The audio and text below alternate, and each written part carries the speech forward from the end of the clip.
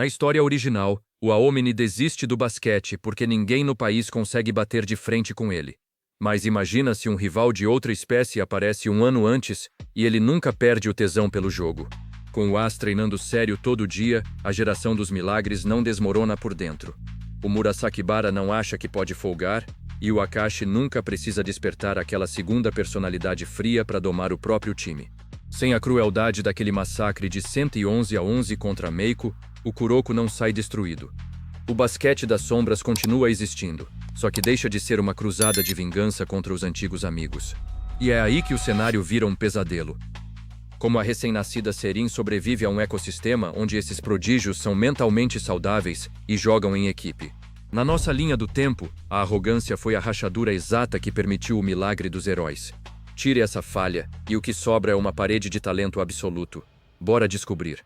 Na história original, o Aomini floresce rápido demais. Ele esmaga os oponentes até eles desistirem no meio da partida, o que mata a paixão dele pelo basquete.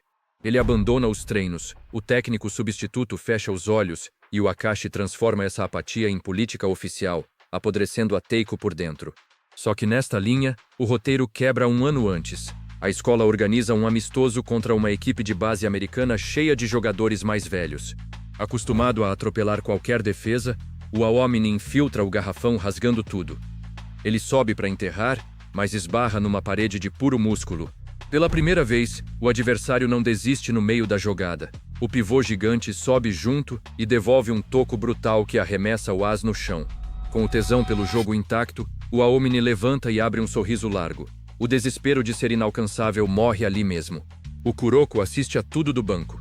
Vendo o seu primeiro parceiro e protetor sorrir ao ser amassado, ele sente um alívio imenso no lugar da tristeza. O detalhe é que o Aomini era o coração do time. Sem o As validando a preguiça na prática, a doutrina fria do Akashi não encontra terreno fértil para brotar. E com isso, a filosofia de que só a vitória importa nunca envenena a Teiko. O efeito dominó disso é assustador. Avançando para o fim do fundamental, com o As suando a camisa todo dia, o Murasakibara continua treinando por pura inércia.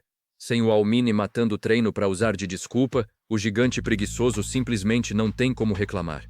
A rotina puxa o pivô para o garrafão sem choro, desarmando a maior bomba da equipe. Como o Murasakibara nunca se rebela, aquele duelo humilhante de 1 contra o capitão nunca acontece. O Akashi não é encurralado. Sem a ameaça de perder o controle do time, a segunda personalidade fria dele não tem motivo para despertar. O líder de olhos gentis continua no comando absoluto. Liderados por esse capitão caloroso, os prodígios varrem o Japão jogando um basquete tático e entrosado. Aquele placar sádico de 111-11 da linha original nunca mancha a quadra. Eles levam o tricampeonato nacional destruindo os adversários, mas jogando juntos. Só tem um detalhe. Mesmo felizes, eles ainda se separam no fim do fundamental. A harmonia não apaga o fato de que o abismo de talento entre eles deixava qualquer amistoso interno sem graça. Cada prodígio ali dentro se considera o melhor, e a vontade de testar o próprio limite fala mais alto. A rivalidade saudável empurra o grupo para colégios diferentes. Eles aceitam propostas de escolas separadas de propósito, justamente para acertarem as contas no ensino médio. Não como inimigos arrogantes que se odeiam, mas como competidores famintos pelo topo. E isso muda tudo no dia da formatura.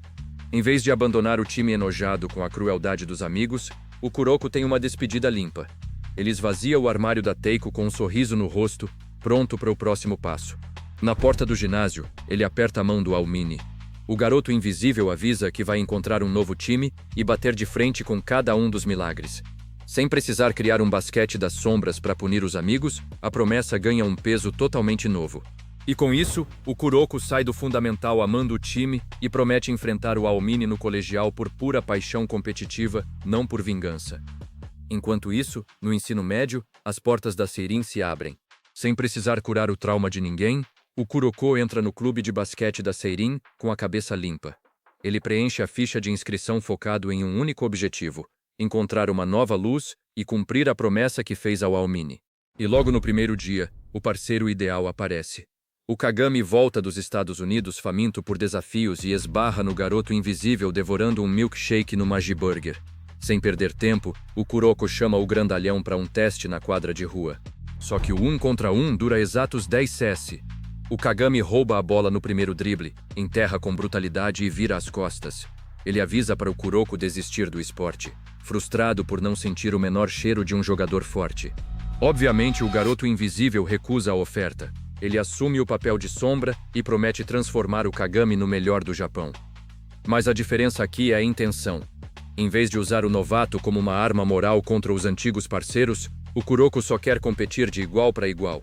Nos primeiros treinos, a dupla se acerta num piscar de olhos.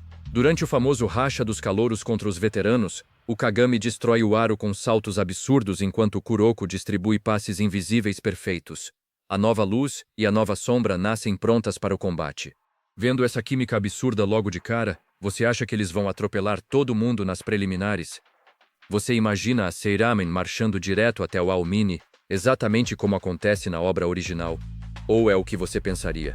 Na história original, a Seirin só sobreviveu aos primeiros confrontos porque os prodígios eram arrogantes. O Kizzy, por exemplo, era o elo mais fraco porque jogava sozinho e dependia da cópia individual.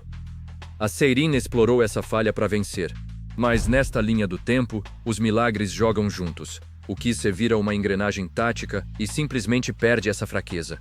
O próprio Kuroko avisa o Kagami que, do jeito que estão, eles não chegam nem perto dos monstros originais. O roteiro do herói perdeu todas as muletas. E com isso, a Seirin marcha para o Inter High sem saber que o Plot Armor foi cancelado. O time acelera nas primeiras rodadas com a nova dupla voando em quadra, até que esbarram no primeiro muro. Nas primeiras rodadas do Inter High, a novata Seirin atropela os adversários. Com o Kuroko e o Kagami voando em quadra, a dupla realmente acha que o trabalho em equipe é uma vantagem exclusiva deles. Até que eles esbarram na Shutoko. Na história original, o Midorima tratava o próprio arremesso de 3 como resposta única, chegando a exigir a posse de bola durante um quarto inteiro. Mas com a mente saudável, o atirador confia nos parceiros desde o primeiro minuto. Ele não exige a bola, deixando o Takao armar o jogo e participar do ataque de forma orgânica. E é aí que o pesadelo tático engole a quadra. Como o alcance do camisa 6 não tem limite, a presença dele gera uma gravidade absurda, arrastando a marcação do Kagami para o perímetro extremo. No roteiro clássico, o Kagami só conseguia tocar na bola porque um arremesso de meia quadra exige um tempo de preparação enorme. Essa lentidão era a única janela de defesa possível. Só que contra um as cooperativo, esse mesmo movimento vira uma armadilha. O Kagami morde a isca e salta com tudo para o bloqueio. Mas o Midorima nem olha para o aro. No meio do salto, ele solta um passe lateral cortante. A única brecha defensiva que a Seirin tinha acaba de ser transformada em uma assistência letal para o garrafão. De dentro de quadra, o Kuroko assiste a cena perplexo. Com o Kagami arrastado para longe, a defesa fica esburacada e o capitão Otsubo recebe a bola livre para cravar sem esforço. Sem a arrogância do adversário para explorar, o elenco recém-formado bate de frente com um muro de concreto. Ele simplesmente não tem matemática para sobreviver a um prodígio que joga pelo coletivo. O cronômetro zera e o resultado final é seco e brutal. A Shutoko amassa por 98-72, sem abrir espaço para nenhum milagre de última hora. E com isso, a Seirin é eliminada do Inter High precocemente, engolida por um talento cultivado com suor. Daqui em diante, o verão muda de tom. Depois da eliminação precoce, o choque de realidade vem direto do hospital. O médico avisa que o corpo do Kagami não aguenta a força dos próprios saltos. O diagnóstico é duro, 2 semanas de repouso absoluto. Com a derrota engasgada, a cabeça do calouro entra em parafuso. Na história original, o desespero dele era não ter força física para peitar o Almini. Só que aqui, o pesadelo é muito pior. Ele descobre que um prodígio jogando em equipe já é suficiente para esmagar a Seirin. Com um orgulho ferido, o Kagami volta de licença jogando sozinho. O Izuki logo nota que os movimentos do calouro voltaram a ser egoístas, ignorando o time. E é bem nesse clima tenso que o fundador do clube, o Kiyoshi, volta para a quadra. Para testar o novato, o veterano chama ele para o mano a mano. O Kagami vence com uma enterrada reversa brutal, mas a arrogância desaba logo em seguida. Ele percebe que o Kiyoshi jogou a partida inteira de chinelo. O veterano sorri e avisa que o verão vai ser de pura reconstrução. Sem desculpas, a equipe entende que precisa puramente ficar melhor no basquete. O treino de verão vira uma tortura, e o Kuroko aceita que ser só passador não basta. E com isso a prepotência do Kagami morre, dando lugar a uma fome absoluta de evolução. Avançando para a Winter Cup, A Winter Cup começa com a clássica reunião da geração dos milagres nas escadarias do ginásio. Na história original, o Akashi corta a conversa no meio com aquele juramento gelado de batalha e vira as costas sem se despedir. Mas nesta linha, ele fica. O clima é de pura camaradagem, com o grupo inteiro trocando provocações e dando risada. O detalhe é que assim que a bola sobe, essa alegria se transforma num banho de sangue para os times normais. Como o Murasakibara sua a camisa nos treinos, ele defende o garrafão sem um pingo de preguiça. A Yosen vira uma fortaleza que ninguém consegue infiltrar. Do outro lado da chave, o Kizzy confia no passe do Kazamatsu de olhos fechados. Totalmente integrado a Kaijou, o loiro varre os adversários sorrindo. Na história original, a arrogância e a preguiça eram as únicas brechas que os adversários podiam explorar. Com os prodígios saudáveis, o Japão inteiro é feito refém pelo talento perfeito. Enquanto os monstros só precisam pisar na quadra para vencer, a Seirin vara a madrugada treinando e avança no torneio cuspindo sangue. Da arquibancada, o Kuroko assiste aos antigos parceiros dominarem sentindo pura adrenalina. E com isso o país inteiro entende que o abismo para a geração dos milagres só aumentou. Até que a chave do torneio cobra o preço. A Winter Cup começa e o confronto prometido acontece logo de cara. A Seirin pisa na quadra para encarar a Toro, mas o clima do outro lado é irreconhecível. O Almini entra no ginásio em um auge físico absurdo. Sem as lesões e a falta de fôlego causadas por anos matando o treino, ele se alonga com um sorriso no rosto, louco para a bola subir. Na história original, a Toou era um bando de talentos isolados que não cooperavam entre si. Mas com o tesão pelo jogo intacto, o Almini inverte essa lógica e usa a filosofia da própria Seirin contra eles. Ele joga com a equipe. Quando a marcação dupla aperta, o As não força um arremesso egoísta. Ele infiltra o garrafão e solta passes precisos para o Imayoshi e o Sakurai pontuarem de fora. A Seirin entra em desespero e responde de forma suicida. O Hyuga crava bolas de 3 confiando cegamente nos rebotes do Kiyoshi, tentando manter o placar colado a qualquer custo. O Kuroko queima o próprio fôlego até o limite. Ele usa o overflow e distribui o Ignite Pass sob medida, forçando o corpo ao extremo, só para manter o time vivo no jogo. E no clímax da partida, o Kagami cola no Aomini com os olhos faiscando. A Seirin monta uma marcação tripla brutal, exigindo que o As entregue 100% de si para não perder a posse. O detalhe é que essa pressão absoluta é o gatilho que ele sempre sonhou. Pressionado por um adversário forte e pelo basquete do antigo parceiro, a porta se abre por pura alegria competitiva. Ele entra na zona com um sorriso largo e genuíno.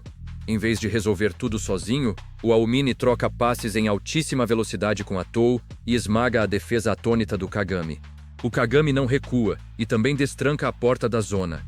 O time inteiro dá 200% e a quadra vira um campo de guerra focado em não deixar a Tou desgarrar. No mangá original, a Seirin só arranca a vitória porque o Kagami alcança a zona e iguala o Aomini, permitindo que o trabalho em equipe feche o placar. Aqui, um Aomini no auge físico e jogando pelo coletivo eleva o teto para um nível inalcançável, não deixando espaço nem para o Kagami empatar o duelo. E com isso, a Seirin bate de frente no muro intransponível do talento absoluto. No apito final, na história original, o clímax desse jogo é decidido no último segundo. O Aomini bloqueia o salto do Kagami, mas a fé do Kuroko nos dois parceiros salva a jogada e garante a vitória da Seirin. Só que nesta linha do tempo, a matemática do talento absoluto não perdoa. Quando o Kagami sobe para pontuar e toma o toco brutal do Aomini, o Kuroko lê a jogada 1S tarde demais. A fé se divide errado. Com o desvio de atenção esgotado pelo cansaço, o passe milagroso de resgate nunca acontece. O Aomini recupera a bola solta, arranca contra a defesa exausta da Seirin e crava um arremesso informe de costas. O cronômetro zera logo em seguida.